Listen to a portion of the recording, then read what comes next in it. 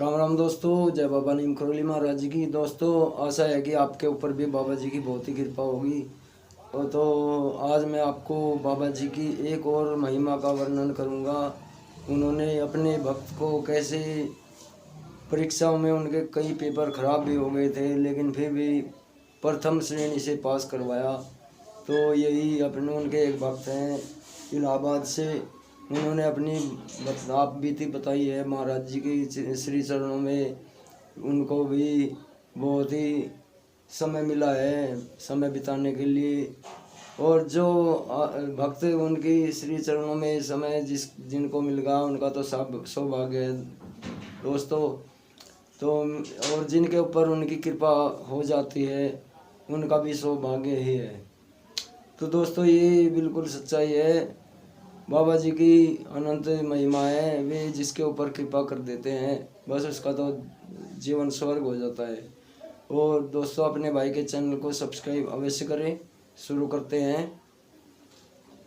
ये इलाहाबाद से थे इनके भक्त। वर्ष 1967 जनवरी माह की बात है। मेरे डिपार्टमेंट की ऑल इंडिया परीक्षाएं थी।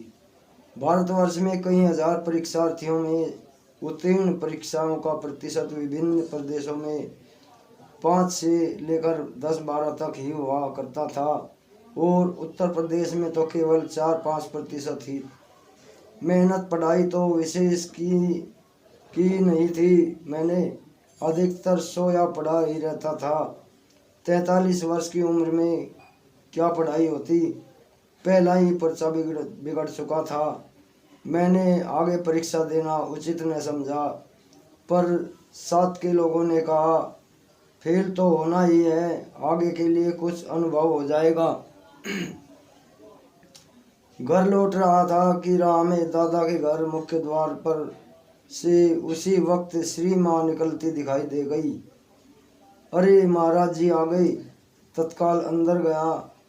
प्रभु को प्रणाम करते करते करते अपनी कलम पेंसिल उनके श्री चरणों में रख दी। इम्तिहान दे रहा है, बाबा जी ने कहा।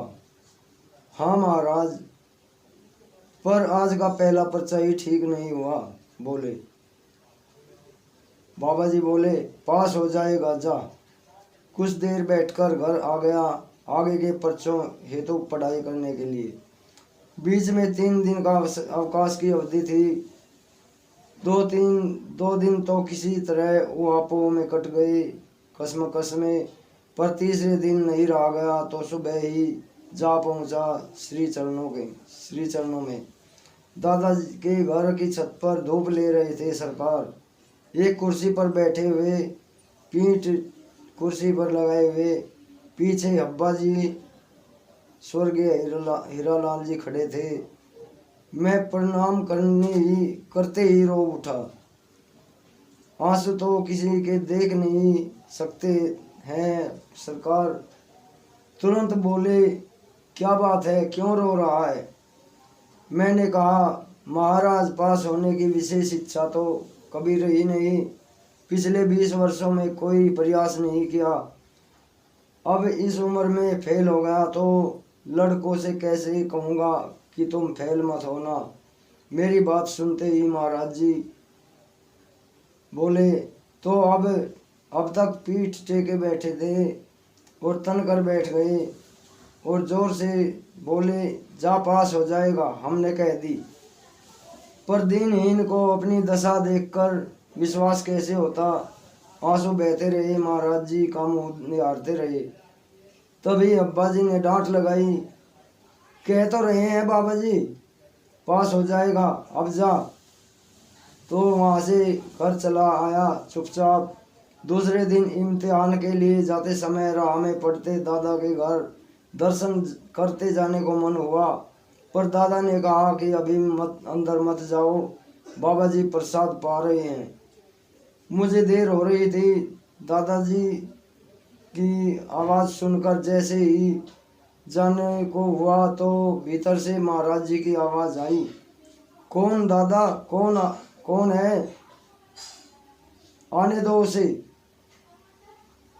महाराज जी ने कहा। तो मैं अंदर चला गया। महाराज जी को प्रणाम किया, उनके पैर स्पर्श किए और महाराज जी बोले कि जा पास हो जाएगा, और ये सुन चल दिया परीक्षा देने के लिए। परंतु उस दिन तो और भी विचित्र खेल हो गया। जिस पर्चे में 40% अंक लाना अनिवार्य होता है, उसी पर्चे में 5 में से 3.5 प्रश्न बुरी तरह बिगड़ गए। यद्यपि अपराह्न का पर्चा अच्छा हो गया। मन मारकर घर चला आया। दादा के घर महाराज जी भी नहीं मिले। लगा कि भाग्य का निर्णय हो गया है। दूसरे दिन परीक्षा हेतु जाते वक्त पुनः बाबा जी के दर्शन को गया। आज सीधे भीतर चला गया। महाराज जी भोग पा रहे थे कल की तरह। प्रणाम किया तो बाबा जी बोले, कल कैसा हुआ पर्चा? तो ऐसे ही मुंह से निकल गया कि बहुत अच्छा हुआ महाराज। वो तो होता ही, हमने कह दी थी, महाराज जी बोले। तो पुनः प्रणाम कर उन्हें जब बाहर फाटक तक पहुंचा तो होश आया। अरे मूर्ख, महाराज जी से झूठ क्यों बोला? कह देता कि महाराज जी पर्चा खराब हो गया है। तो अब तो अवसर चूक गया था मैं। फिर भी बिना मेरे विश्वास के उस दिन के दोनों पर्चे अप्रत्याशित रूप से अच्छे हो गए। शाम को पुनः महाराज जी के दर्शन कर रात की गाड़ी से लखनऊ चला गया। ससुराल में एक विवाह में शामिल होने के लिए 3-4 दिन बाद लौटा तो महाराज जी इलाहाबाद छोड़ चुके थे। बाद में अपने पर्चों की समीक्षा पुनर्निरीक्षण किया। फिर किया। पास होने का प्रश्न ही नहीं था, क्योंकि 2 पेपर तो बिल्कुल खराब ही हो चुके थे। बाबा जी सोचा कि बाबा जी बावला बनाकर चले गए, ऐसे कैसे मैं पास होऊंगा। तो इंतज़ार खत्म हुआ और अप्रैल के अंत में परीक्षा फल घोषित हुआ। सफल परीक्षार्थियों में मेरा नंबर भी था और मैं प्रथम श्रेणी से पास हुआ। घर आकर महाराज जी के चित्र के आगे लौटकर खूब रोया और महाराज जी को धन्यवाद किया। तो दोस्तों, हमारे महाराज जी इतने दयालु हैं। वे अगर हम उन्हें एक बार करुणा दया भाव से पुकार ले तो वे दौड़े चले आते हैं, अपनी कृपा बरसाते हैं।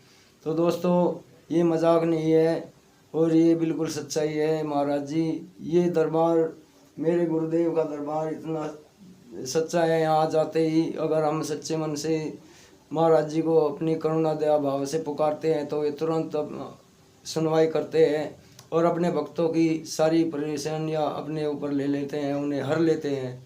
तो आज ये बाबा जी की महिमा का वर्णन किया। आपको कैसा लगा बताइए कमेंट करके, और चैनल को सब्सक्राइब अवश्य करें दोस्तों, ताकि आपको भी बाबा जी की महिमा, उनकी कृपा मिल सके। तो आज्ञा लेता हूँ। जय बाबा नीम करोली महाराज जी की।